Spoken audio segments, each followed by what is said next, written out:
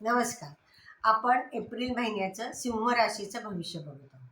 आता सिंह राशीला काय आहे, की शुक्र भाग्यात आहे, दशमेत भाग्यात आहे. म्हणजे तुम्ही जे काम करणार आहात, जे काही प्लॅनिंग करणार आहात, जे काही अधिकाऱ्यांशी तुमचं बोलणं होणार आहे किंवा अधिकाऱ्यांशी तुमचं जे सहमत आहे, त्यामुळे तुमची भाग्यवृद्धी होणार आहे. भाग्यवृद्धी म्हणजे काय, नुसते पैसा वाढतो असं नाही. सगळ्या गोष्टीतनं तुमची प्रगती होते. तुमच्या सगळ्या कामामध्ये किंवा एकूणच आर्थिक दृष्टीमध्ये किंवा तुमच्या ज्ञानामध्ये, बुद्धिचातुर्यामध्ये ही प्रगती होत असते. त्यामुळे त्याला भाग्यवृद्धी म्हणतात. नुसतं पैशाने वाढलं म्हणजे भाग्यवृद्धी नाही. सगळ्या दृष्टिकोनात तुमचं जी प्रगती होते त्याला आपण भाग्यवृद्धी म्हणतो. तर त्या तुमच्या स्वतःच्या प्रयत्नांनी ते होणार आहे.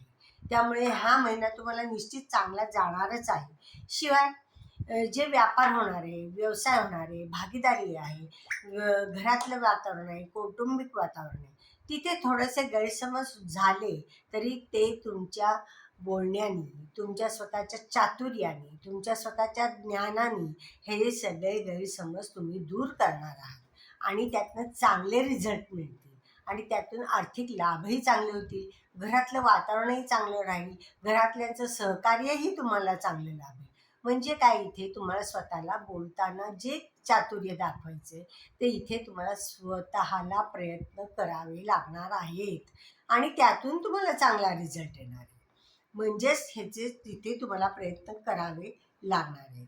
शिवाय काय होईल, थोडे 15 दिवस आधी रवी हा अष्टमातनं गोचर करतोय, शनी पण तिथेच आहे.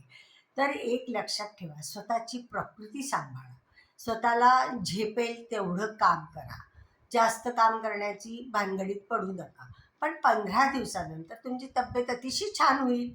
स्वतःला प्रगती करण्यासाठी जी तुम्हाला साथ पाहिजे ती स्वतःची पण मिळणार आहे, शिवाय वरिष्ठांची पण मिळणार आहे. म्हणजे ते 15 दिवस थोडेसे तुम्ही जपून राहिलं पाहिजे. प्रकृतीची, स्वास्थ्याची काळजीही तुम्हाला घ्यावी लागणार आहे. शिवाय काय आहे, भाग्याची साथ जरी तुम्हाला वाटत असेल की लाभली नाही आहे, पण तुम्ही प्रयत्न व्यवस्थित केले तर भाग्याची साथ तुम्हाला निश्चितच मिळणार आहे. म्हणजे तिथेही काही तुम्ही कमी पडणार आहात असं नाही आहे.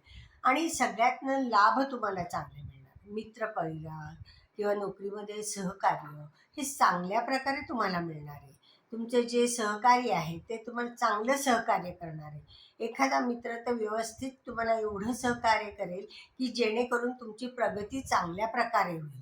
अशा गोष्टी तुम्हाला तो काही 2 गोष्टी ज्ञानाच्या देईल की जेणेकरून तुम्ही स्वतःचं डेव्हलपमेंट स्वतःची चांगली कराल आणि